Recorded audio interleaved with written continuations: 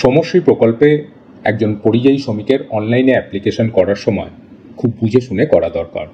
নয়তো দেখা যাচ্ছে অনেক অ্যাপ্লিকেশন বাতিল হচ্ছে এবং অনেক অ্যাপ্লিকেশন সেন্ড ব্যাক করা হচ্ছে, অথবা কোনো ক্ষেত্রে দেখা যাচ্ছে আবেদনকারীকে সঠিকভাবে সাবমিট করার কথা বলা হচ্ছে।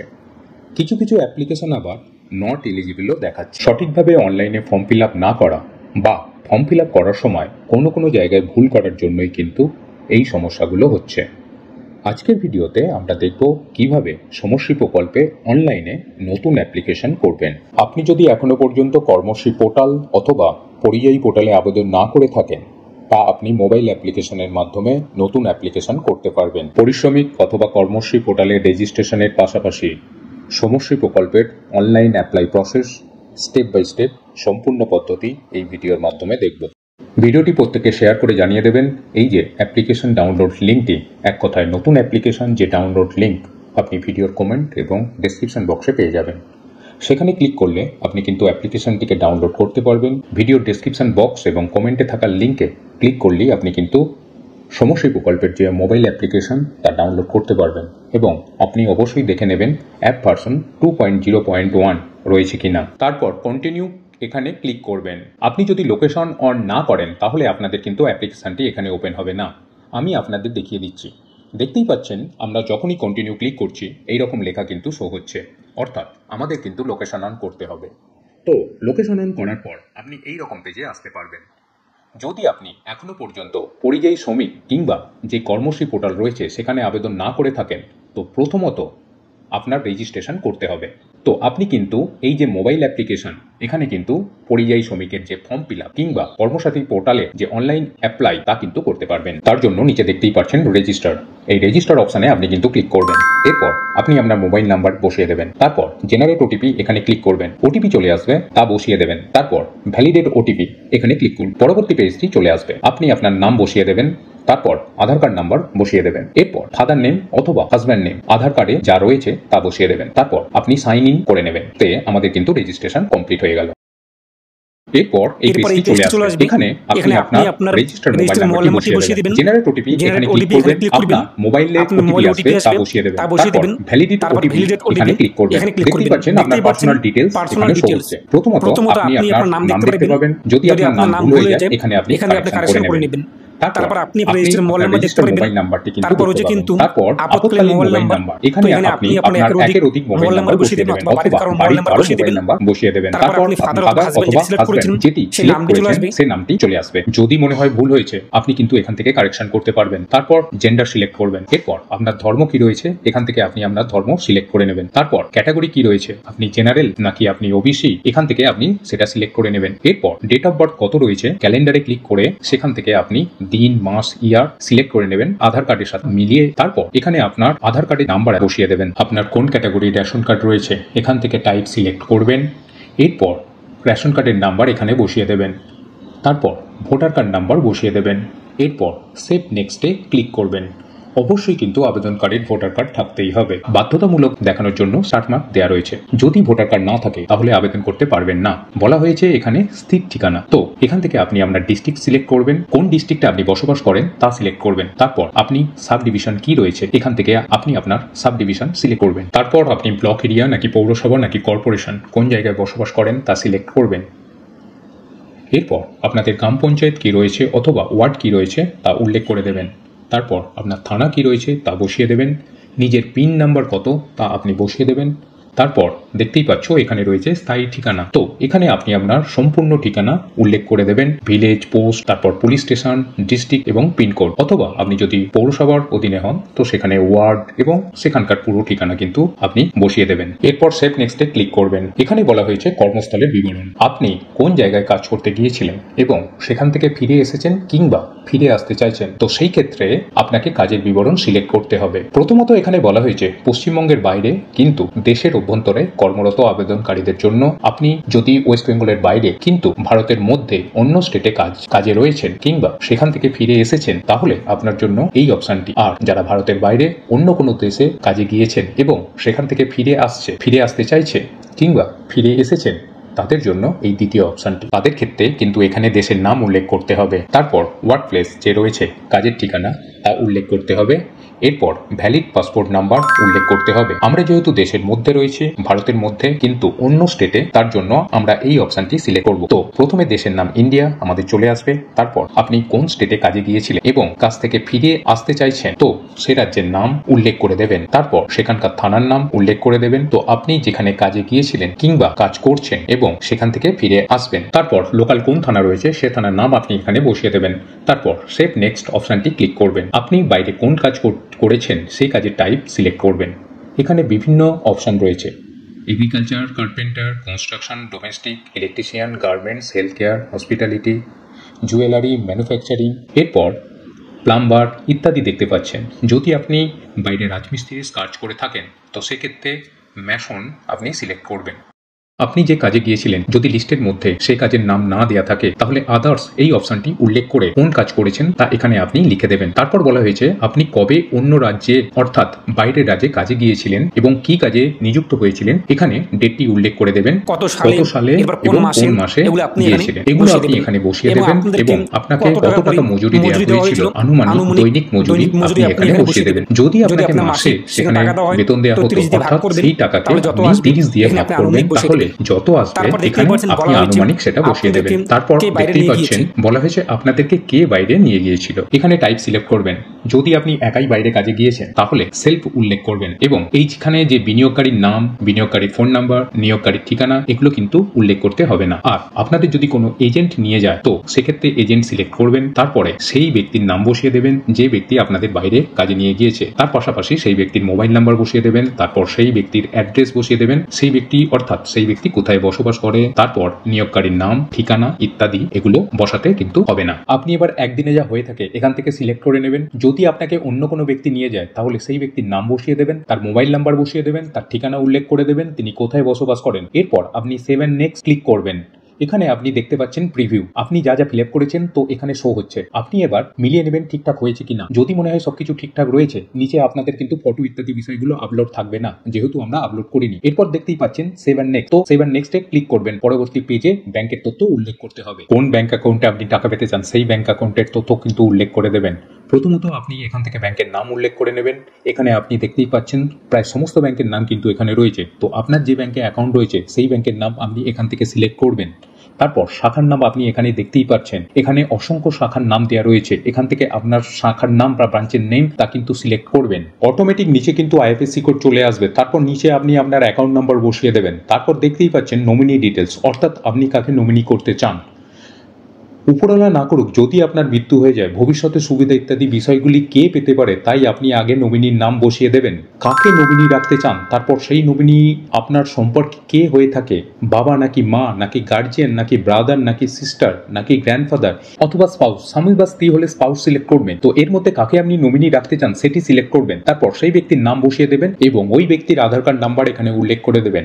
ওই ব্যক্তির মোবাইল নাম্বার এখানে বসিয়ে দেবেন। তারপর সেভ নেক্সট। তো সেভ নেক্সটে আপনি ক্লিক করবেন। বলা হয়েছে ফ্যামিলি ডিটেলস। তো আপনি যদি পরিবারের আরও বাকি সদস্য থাকে তো অবশ্যই আপনি এখান থেকে এটা ইয়েস করে দেবেন। এরপর আপনার পরিবারে কে কে রয়েছে তাদের নাম বসিয়ে দেবেন। মেম্বার ওয়ানে আপনি আপনার বাবার নাম বসাতে পারেন এবং মায়ের নাম, যদি বিয়ে হয়ে থাকে আপনি আপনার স্ত্রীর নাম অথবা স্বামীর নাম, যারা যারা আপনার পরিবারে রয়েছে অথবা সন্তানের নাম এগুলো আপনি বসিয়ে দেবেন। সেই ব্যক্তির লিঙ্গ কি রয়েছে, এক কথায় জেন্ডার, তা সিলেক্ট করবেন। তার বয়স কত রয়েছে তা বসিয়ে দেবেন। যদি আধার কার্ড থাকে আধার কার্ডের নাম্বার বসিয়ে দেবেন, আর না থাকলে আপনি ফাঁকা রাখবেন। এবং আপনার পরিবারে যদি আরো সদস্য থাকে তাহলে সেই পরিবারের আরো সদস্যদের যোগ করার জন্য এখানে ক্লিক করবেন। আপনার সামনে কিন্তু আরেকটি পেজ চলে আসবে। এরপর আপনি আবার ফিল আপ করে নেবেন এবং নিচে দেখতেই পাচ্ছেন পরিবারের সদস্যদের তথ্য কিন্তু এখানে অ্যাড হয়ে যাবে। যদি মনে হয় কোনো ভুল হয়েছে এই যে ডিলিট আইকনটা রয়েছে এখানে ক্লিক করবেন, করে আপনি ডিলিট করতে পারবেন। তো সেভ এন্ড নেক্সটে আপনি ক্লিক করবেন। পরবর্তী পেজ দিয়ে আপনার সামনে চলে আসবে। এখন আপনাদের ডকুমেন্ট অর্থাৎ নথি আপলোড করতে হবে। কোন কোন নথিগুলো আপলোড করতে হবে দেখতেই পাচ্ছেন স্টার মার্ক দেওয়া হয়েছে। ফটো, আপনার পাসপোর্ট সাইজের ফটো আপলোড করতে হবে। সাইজ কি চাওয়া হয়েছে এই সমস্ত ডকুমেন্ট আপনাদের কিন্তু জেপিজি অথবা পিএনজি অথবা পিডিএফ ফাইলে 500 কেবি এর মধ্যে আপলোড করতে হবে। তো ফটো আপনি আপলোড করে দেবেন 500 কেবি এর মধ্যে আপনাদের পাসপোর্ট সাইজের ফটো। তারপর আধার কার্ড আপলোড করে দেবেন। যদি আপনি আধার কার্ড কেটে নেন তো অবশ্যই দুই সাইডে আপনার আধার কার্ডটিকে একসাথে করে আপলোড করবেন, পিডিএফ ফাইলে অথবা জেপিজি ফাইলে অথবা পিএনজি ফাইলে। তারপর ব্যাংকের পাসবই আপনি আপলোড করে দেবেন। ভোটার কার্ড আপনি আপলোড করে দেবেন। এই যে পাসপোর্ট, যারা দেশের বাইরে, অন্য দেশে, ভারতের বাইরে কাজ করেছেন তাদের ক্ষেত্রে পাসপোর্ট লাগবে। এরপর দেখতেই পাচ্ছেন রেজিস্টার্ড ডেট, এটা আপনাদের দরকার নেই, অপশনাল রয়েছে। টার্মার্ক রয়েছে কিন্তু ফটো, আধার কার্ড, ব্যাংকের পাসবুক এবং ভোটার কার্ডে। যারা ভারতের বাইরে রয়েছেন তাদের ক্ষেত্রে পাসপোর্টের অপশনটি স্টারমার্ক চলে আসবে, তাদের এটি আপলোড করতে হবে।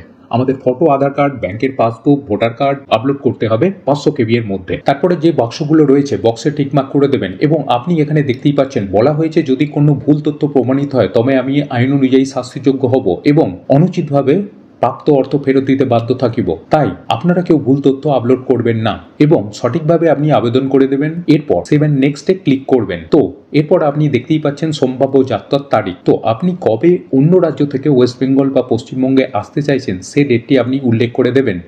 অথবা আপনি যদি অলরেডি চলে আসেন তাহলে আপনি কোন ডেটে চলে এসেছেন, শেষ দিন, মাস, ইয়ার এগুলি আপনি এখান থেকে উল্লেখ করে দেবেন। যখন আপনি এগুলো উল্লেখ করবেন দেখতেই পাচ্ছেন বলা হয়েছে আপনি ভ্রমণ সহায়তার জন্য যোগ্য নয়, কারণ আপনি পশ্চিমবঙ্গে ফিরে এসেছেন, তবে আপনি পুনর্বাসন ভাতা এবং অন্যান্য সহায়তার জন্য যোগ্য রয়েছেন।